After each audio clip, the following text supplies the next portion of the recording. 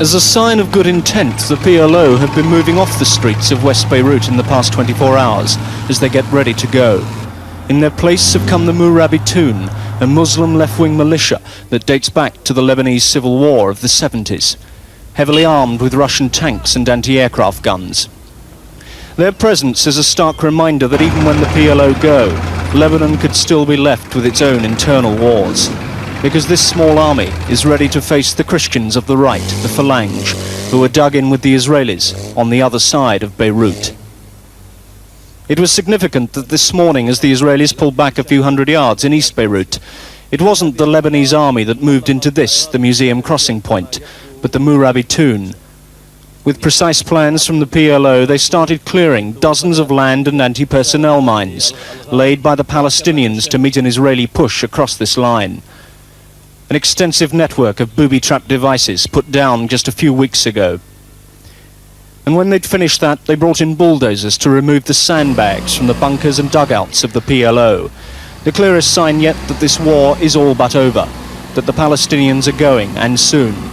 But a sign too that they'll be replaced on the front line by another fighting force, with an enemy just a few hundred yards away across a city that even with the PLO out, could still be as divided as ever.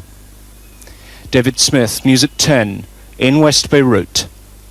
The French had arrived at first light, 350 paratroopers, many from the Foreign Legion, here to stand between the Israelis and the PLO until this evacuation is over.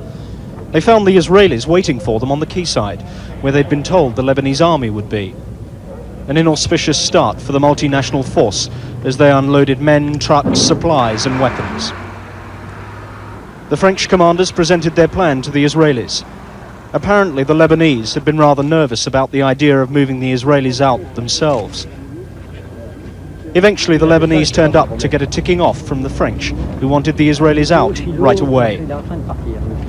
So the Israelis, who took this port area a few weeks ago after some of the heaviest fighting in this war, finally pulled back to allow the French to take over. By mid-morning the paratroopers were moving into position to seal off the port for the evacuation, taking up the very bunkers the Israelis had held. In the centre of West Beirut, the first evacuees had been gathering in a football stadium from early morning. The PLO had been under pressure to show good intent by sending some of their fighters today, and not just the wounded, as originally planned.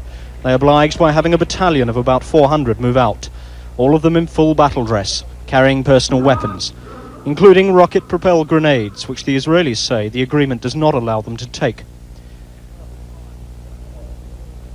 Goodbyes between those leaving and those staying here until next week, when the bulk of the Palestinians will go.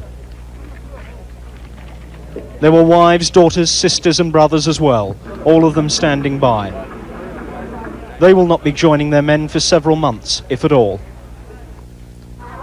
For some, home will still be Beirut.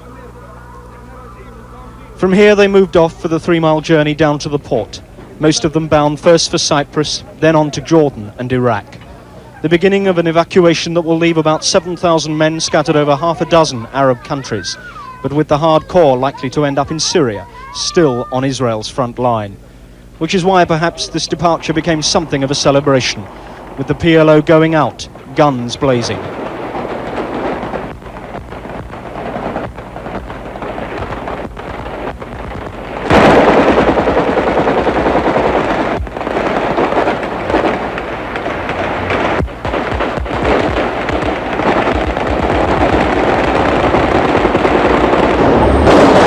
Kept it up every step of the way down to the harbour.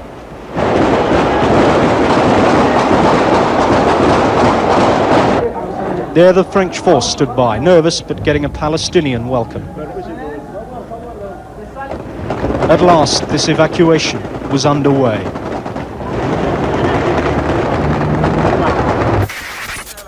If this was a sad day for Yasser Arafat, he wasn't going to let it show. Before leaving, he went to say his farewells to his most valued friends, and the people of West Beirut came to say goodbye to him. The first call was on Walid Jumblat, the leader of the left-wing Muslims in Beirut who've supported him since he brought the PLO headquarters to the city in 1970. Mr. Arafat declared that the siege of Beirut had brought about a new dawn on the Arab scene and in united resistance against the Israelis. There was another enthusiastic reception at the office of the Lebanese Prime Minister, Shafiq al-Wazan, who played a key part in the ceasefire and evacuation negotiations. At the port, the PLO had prepared a guard of honour and short ceremony to see their chairman off. Some more of their colleagues were going too, but when Mr. Arafat's motorcade arrived, all thought of ceremony was forgotten as his supporters surged forward. The man who'd helped found the PLO in 1964 and been its chairman ever since had not lost any of his popularity.